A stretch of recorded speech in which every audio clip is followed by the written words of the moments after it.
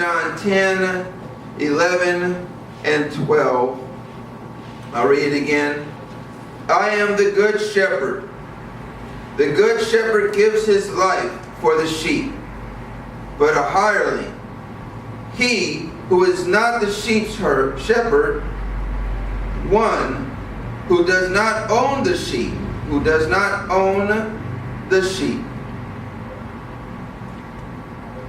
sees the wolf coming and leaves the sheep and flees, and the wolf catches the sheep and scatters them. We're going to be talking about today the difference between a hireling and a shepherd, a good shepherd and a hireling. Why is a hireling and a good shepherd a good shepherd? Remember before we were talking about what? The thief. Right? We were talking about the thief. And what we were saying about the thief is that the thief comes in three forms. And the thief comes to what? Steal and to kill and to destroy. That's John 10 and 10.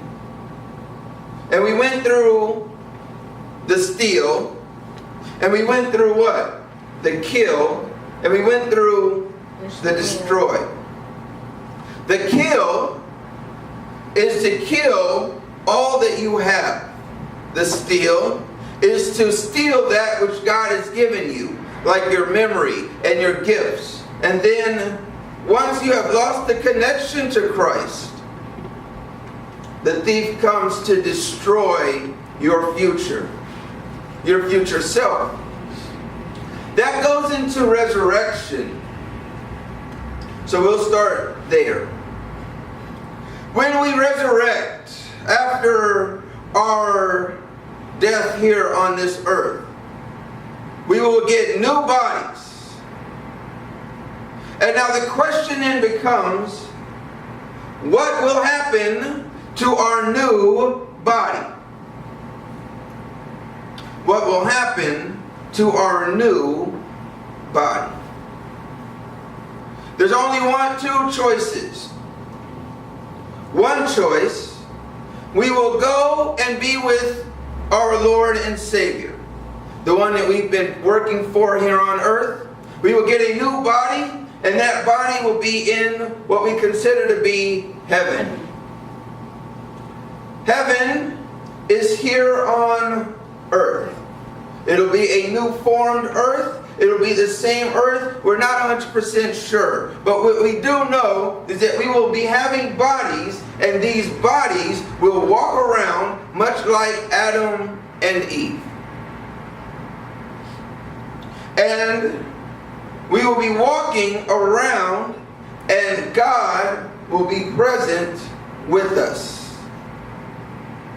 And then there is the other option, which is, of course, hell, which is what? The damnation of our new bodies.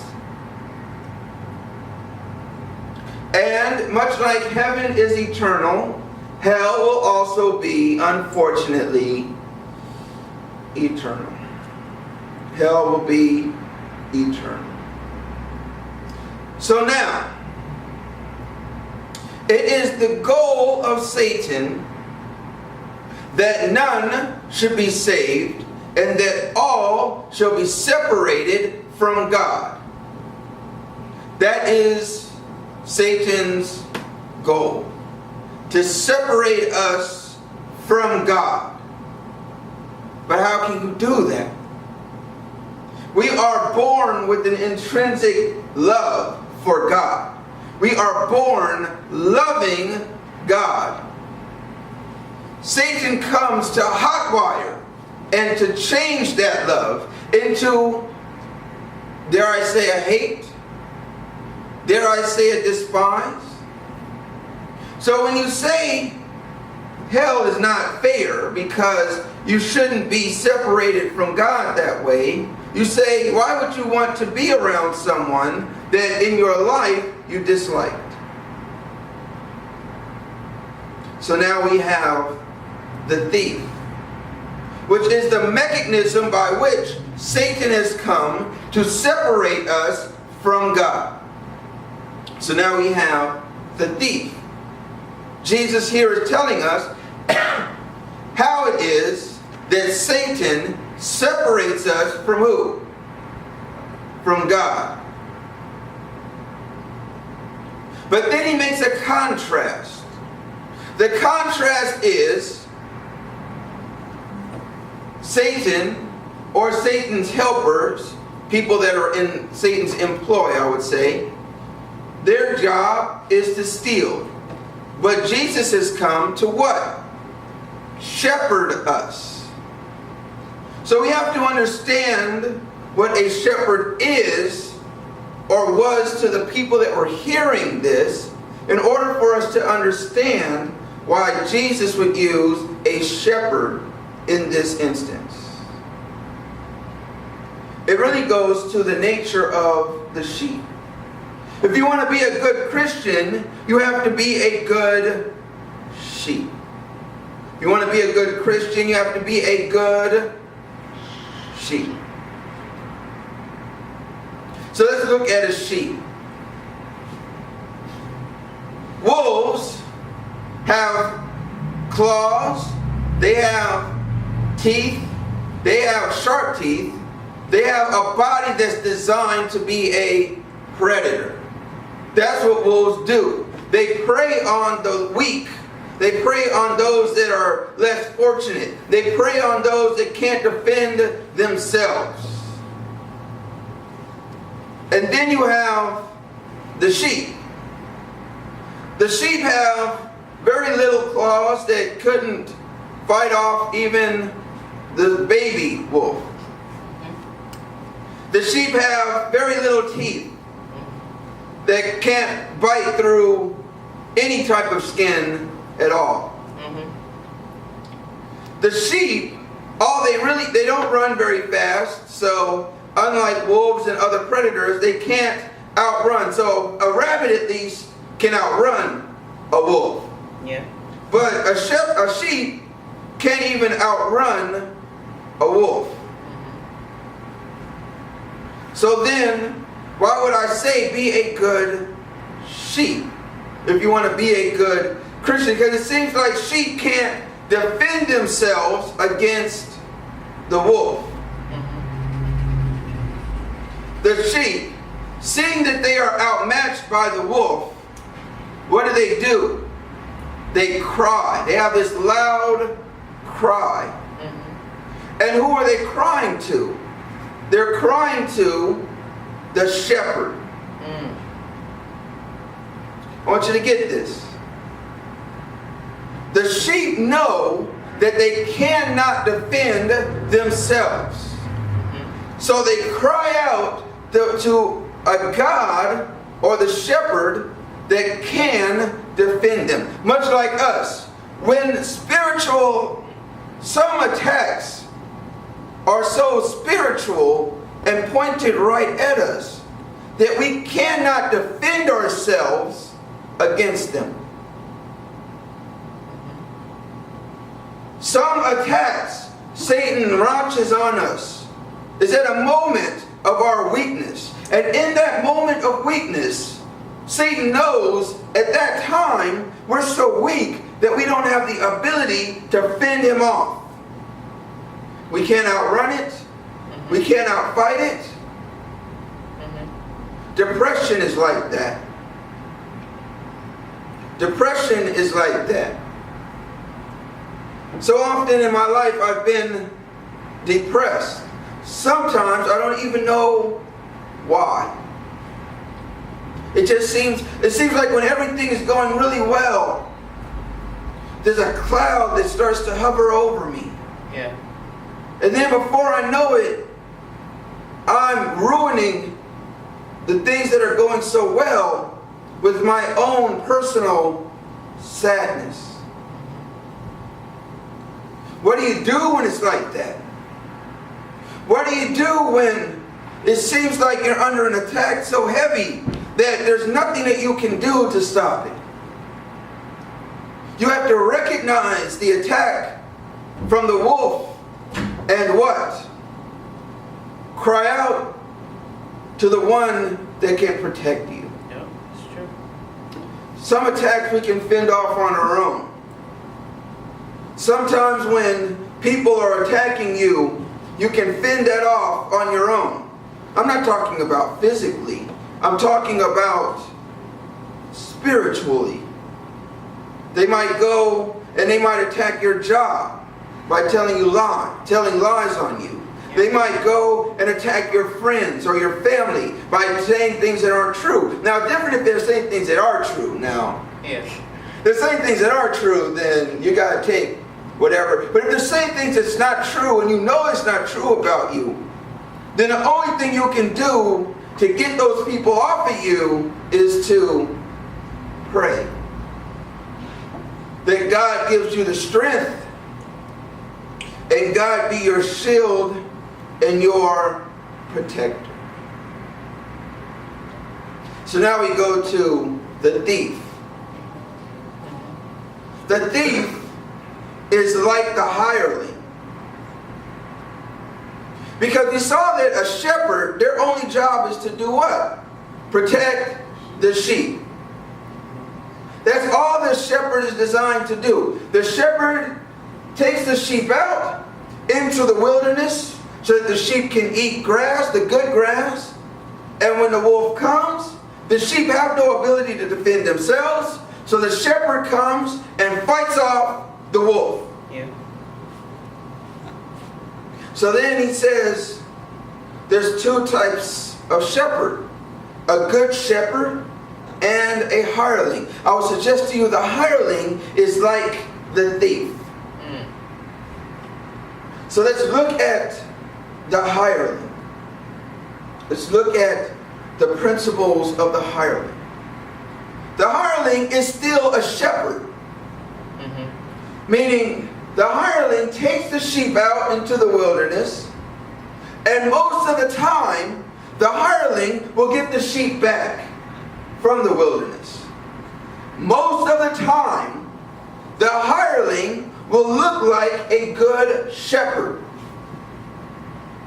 But the motives of the hireling is made clear when trouble comes. Because the hireling is only doing it for what you can give him. Yeah. So as long as the hireling is getting paid, as long as you're doing something for the hireling, as long as the hireling is not being challenged too difficultly, the hireling is just fine. It's when trouble comes and the wolves are coming that the hireling decides it's not worth the money, and then what? Leaves. Let me put this into context. I've had friends like this. Friends that claim that they're my friend, they're my friend, they're my friend. And then I need them for something. And they're nowhere to be found. Yep. Oh, they're with you in the good times. Oh, they're with you when you've got money.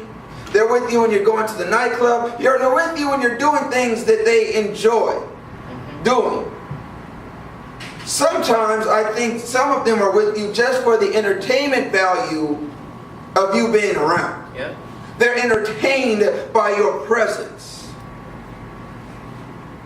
So they're with you, they're with you, they're with you, they're partying with you, they're hanging out with you, they're doing all this stuff with you, and then your car breaks down and you need some money. Oh, they're nowhere to be found then. Yeah. Oh, then you break up with your girlfriend and you're having a hard time. Oh, they don't have time for that. They don't have time to deal with your issues. Let's just go to the club and have fun because I don't have time to deal with your pain. Anyone have friends like that? Yeah. Have. Girlfriends like that? lovers like that? They're with you when you have the money. But when you lose your job, they're nowhere to be found. They're with you in the sunshine. But when the rain starts to pour, you look around and all those friends you had. Because the hireling is only there to get what they can get from you. They're masquerading as friends. They're masquerading as lovers. I would even suggest they're masquerading as priests and holy leaders. But when the storms come and the floods start to pour over, they're nowhere to be found. Yep. But why? Because they were never really your friend. They were simply a hireling, hired to do a job. And when that job becomes too hard, then they are leaving. But the good shepherd, he claims the sheep as his own. He claims the sheep as his own. When it's your own stuff, you're not too quick to let it die. When it's your own stuff. When it's somebody else's stuff, you don't particularly care too much. But when it's your own stuff, then you fight for it. Why? Because it's yours. When it's your real friend, and you see a real friend in pain, you don't run from him. You what? You run to him. That's how you know when you got some real good friends or not. I've lost real friends. I've lost real friends that I thought were friends. Because in my time of need, they were nowhere to be found. And I thought some people that weren't really my friends, I discovered they were my close friends because in the time of need, they were there. Yep. I didn't really think you were my friend, but we went through this storm together. And now, our bond is closer because I see that you are a true friend. I would suggest to you that lovers aren't really true until you argue the first time. Until you have a disagreement the first time. That's when you know, see. It's not when everything is lovey-dovey and oh, what do you want to do? What do you want to do? What do you want to do? I'll do whatever you want to do. No, it's when that first bill comes and you can't pay it. And you're trying to figure out, what are we going to do with the money?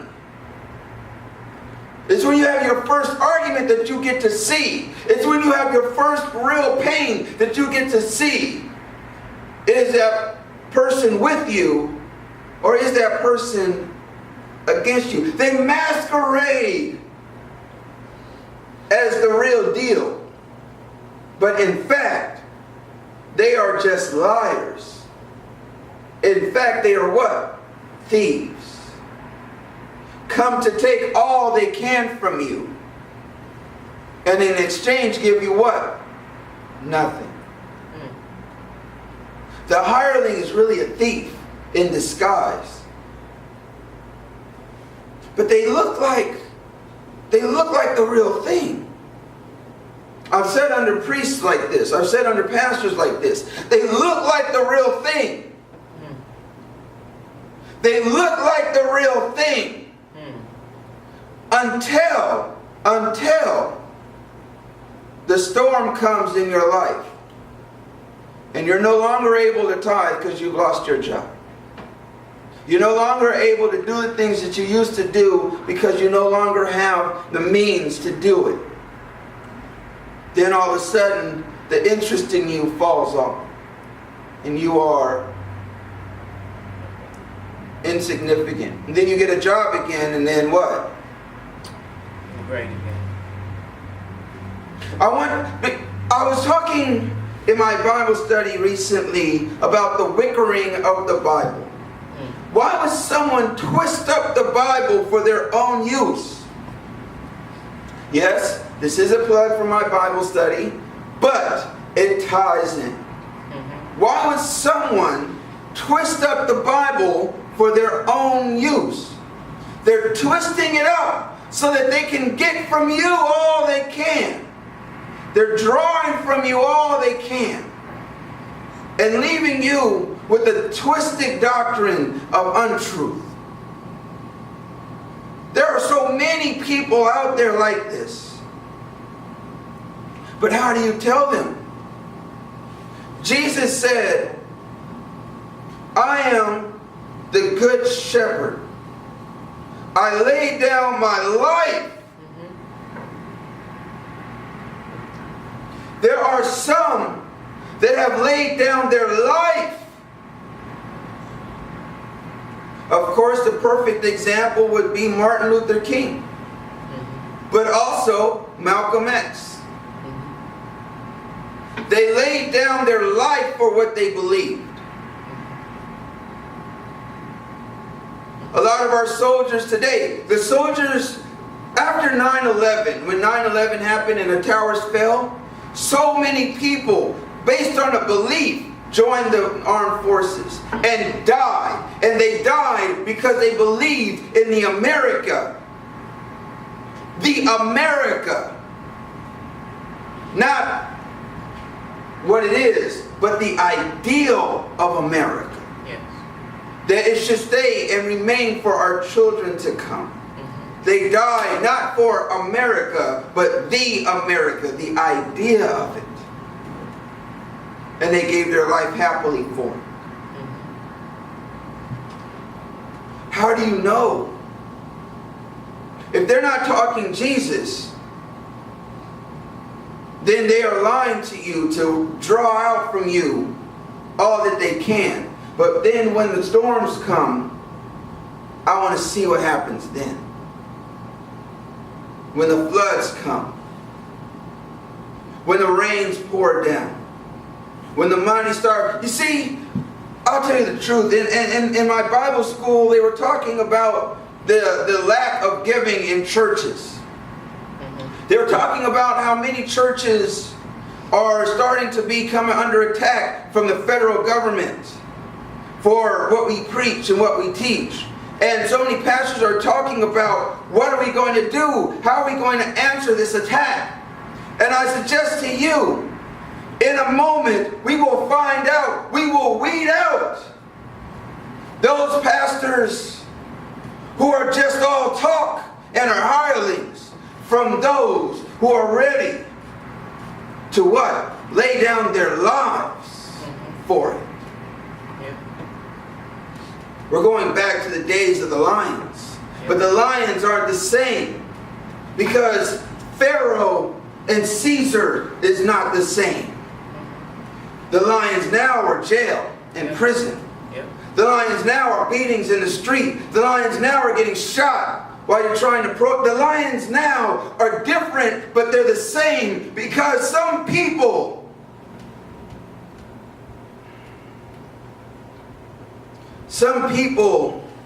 are just thieves in the night. They're not really there. And some people are like good shepherds.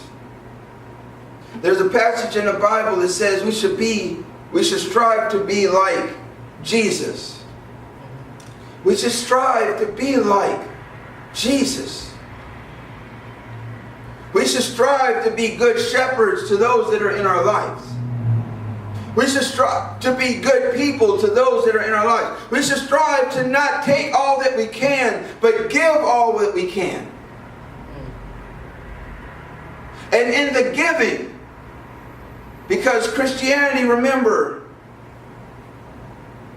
is one of those strange things where the more you give, the more you get. The more you give, the more you get. But the thief is there to take all that he can and leave what? nothing.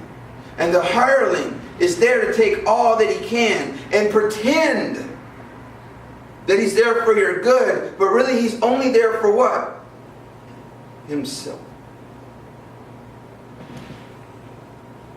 I've been a hireling in my life.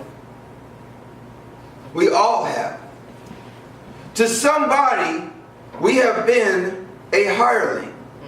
And to others, we have been a good shepherd.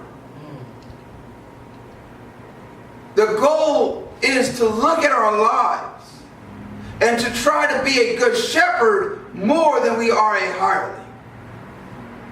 But to say, I've never been a hireling would be a lie, a falsehood. We've all been hirelings to somebody, not a good friend, trying to get all that we can. In some degree, in some area. But the point is to decrease that to a point where you can say all around you, all you have are what? Good shepherds, and weed out the thieves. So when he says, but the hireling, who is not the shepherd, one who does not own the sheep, sees the wolf coming and leaves the sheep and flees. That's the key. Why does he flee? He flees because the price he might pay for the wolves' attack is more than what he's going to get, and it's not worth the risk.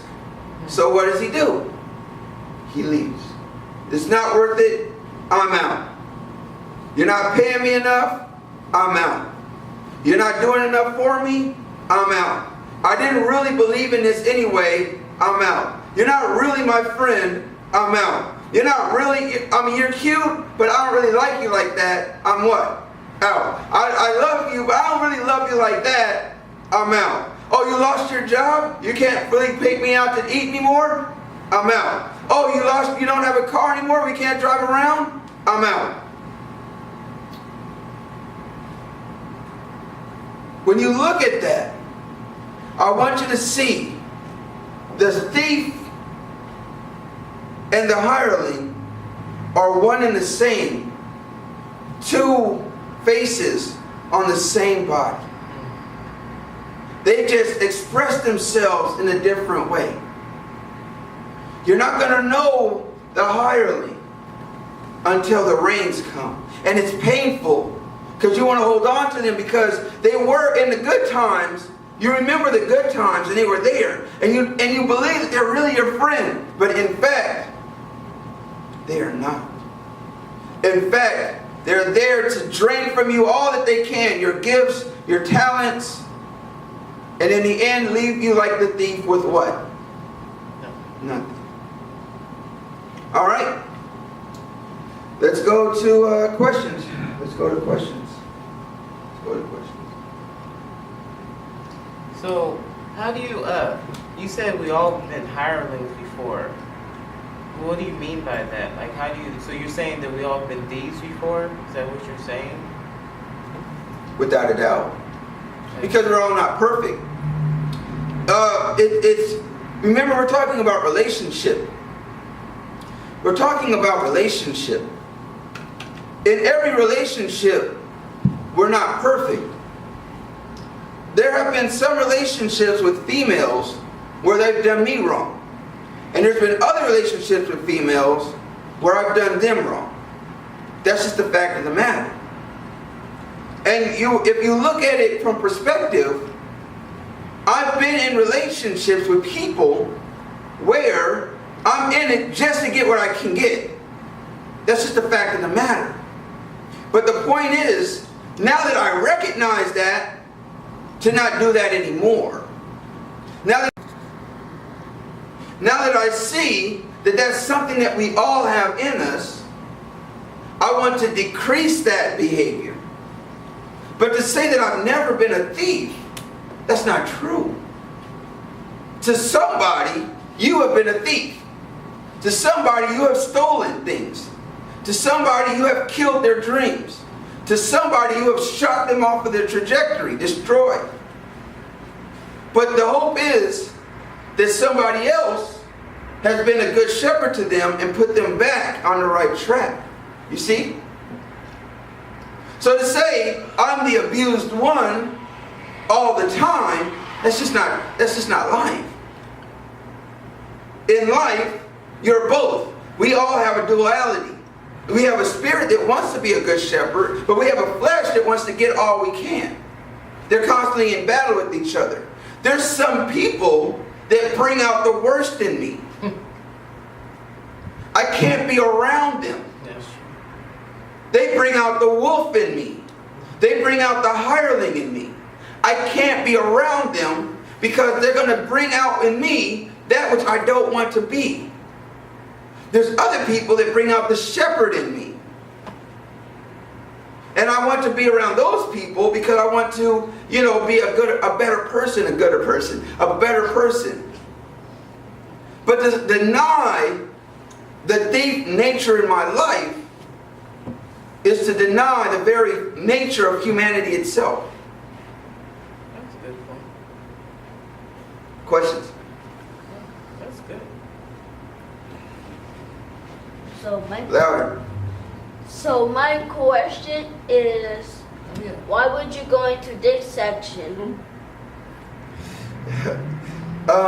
Because I finished the thief, and now that we understand the thief, we're ready to talk about the thief as a hireling. But we can't talk about the thief as a hireling until we have understood fully the functionality of a thief. But now that we understand the functionality, what the thief does and how he does it, and all of the things of that nature, now we have to understand what is a hireling. Because in the passage, there's both, he starts off really talking about the shepherd, but they didn't understand it. So then he talks about the thief. But then he goes back to the shepherd because he really didn't want to talk about the thief. He really wanted to talk about what? The shepherd. But the people he was talking to didn't really understand it. So he had to explain it to a way that they understood it, which was a thief. But he was really talking about what? A shepherd. So I can't finish this until I talk about the thief as a shepherd, because that's really the duality that Jesus was trying to bring. Yes? What happens if you're not able to realize whether you're a hireling or a good shepherd? Well, you are. The question is not, are you able to realize it? The question is, are you able to accept it? Everyone wants to be the victim. Right? I want to be the victim. Right? I want to be the victim. Everybody wants to be the victim. Why? Because it's easier in the mind to be a victim than it is to be what? The abuser. It's easier to be the abused than it is to be the abuser. But we know within ourselves that what we're doing is not right. But then you get that feeling. It's always a feeling. And whenever I've been doing something wrong, and whenever I've been around the wrong people that bring out that hireling in me, I get a feeling in my guts that says, man, this ain't right. And then when I'm not ready to accept it, instantaneously I say what? Nope, that's not right. What they're doing to me is wrong. The question is not, what if I don't know? The question is, am I able to accept it once I recognize it? Once I recognize what I'm doing in this relationship is wrong, am I able to recognize my own failings in it? Do you see? The question is a valid one. Because so often we hurt people and we don't know it. I can't be held accountable for that because I didn't know it. I don't know. If you don't tell me that hurt, I don't know that it hurt. Right? I was playing capoeira with Joel this morning, and I accidentally kicked him in the head. I didn't think I kicked him hard. I thought I kicked him pretty soft. My foot didn't hurt. I thought it didn't hurt. But then he told me what? It hurt. He had a headache. If he hadn't said that, then I would have thought what? Everything was fine. But then once he said he had a headache, I worked to rectify that. I gave him some medicine, you know, I kind of rubbed his head, you know, kind of gave him a hug. But I first had to accept the fact that I hit him and I did something wrong. I could have easily said, that didn't hurt, move on. Right? That would have been an easier thing than to try to rectify it. I could have been like, man, I didn't kick you hard, just stop. Stop being a little baby about it. Just move on. That would have been the easier response. And that's the response that we do when people say, you hurt me. We take the easier way. Oh, I didn't really hurt you that bad. You hurt me too. We're not talking about how they hurt you. At this point, what they're saying is, you're a hireling right now. You're a thief. You're stealing from me. And you can choose to rectify that, or you can choose to walk away from the relationship. But you can't say, I'm not a thief, because they're identifying you as that. When you identify yourself, I mean, I've been in relationships, I'm thinking one woman comes to my mind where I was not a good person. I thought I was a good person at the time, but looking back on it, I was straight up hireling. I was just getting all that I could. And when the relationship stopped giving me stuff, I was out. I didn't want the emotional ties. I didn't want to meet her mom and her dad. I just wanted what I wanted. But I recognized that I was a thief. But I didn't want to recognize it at the time. But at the time, you best believe I knew I was doing something wrong. But whatever. Whatever. I'm okay, whatever. She's okay. She's having fun. Look, she's having fun. But no one's really having fun when you're a thief, right? You get what I'm saying?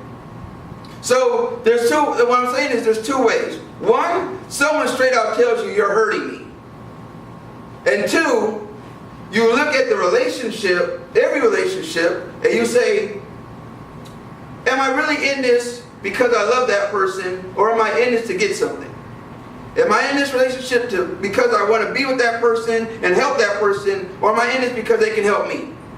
Am I in this relationship because, work for instance, some jobs I've done just to get paid. And as soon as I stopped getting paid, guess what? I was out. I was out. Other jobs I've done because I really love it. And in those jobs I did better. See, I'm a pretty good worker. But in the jobs that I really love, I did a lot better than the jobs that I was just getting paid. Because the jobs I was getting paid, I was a hireling. And I did no more than what was requested of me. If you said to write this paper, I wrote exactly this paper and nothing more. Now, if you said it was 200 words, there was not 201 words on that paper. There was 200 words and that was it. Done. That's it. But the things that I love, I did it, and I did it even when no one asked me to do it. Because I loved it. I would like to think that in my marriage, I'm not a thief, I am a shepherd. But how can I tell? Do I do things so that she can do things for me? Or do I do things because I want her to have it? If I'm cooking dinner because I want her to cook me dinner, then that means that I'm what? I'm just doing, and when she stops cooking, I'm going to stop cooking, and that's it. We're now no longer doing that. That's the question. When you look at, am I a hireling or you're going to be a hireling in some instances. Even today, as I speak this, I'm going to say, in my lifetime, however long I get to live, in at least one more relationship, I'm probably going to be a hireling. Because that's the nature of who I am. But my prayer is I can recognize that and either step out of the relationship or try to rectify the problem. With that female, She still wanted to be with me, but I couldn't be with her anymore because she brought out the worst in me.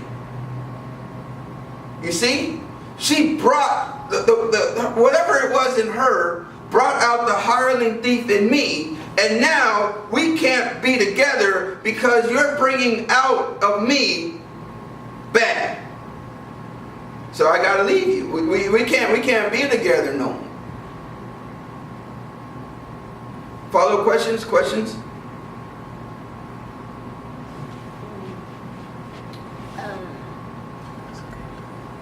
Follow question? Follow question? All right. Woo! All right, so we have done, I think we're pretty much finished with John 10:10, the thief. We finished with the hireling. Jesus said, He has come that we may live life and live it more what? Abundantly. Jesus said that He has come so that we may live life and live it more abundantly. And the way we live life and we live it more abundantly is to give to people. The more we give, believe it or not, the more we get. Yes. The more we give, the more we get. It's an odd thing about Christianity. And I'm not talking about money. I'm talking about gifts and time. I'm talking about love. I'm talking about things that you can't just buy. You can't buy time. Time you can never get back. Yeah.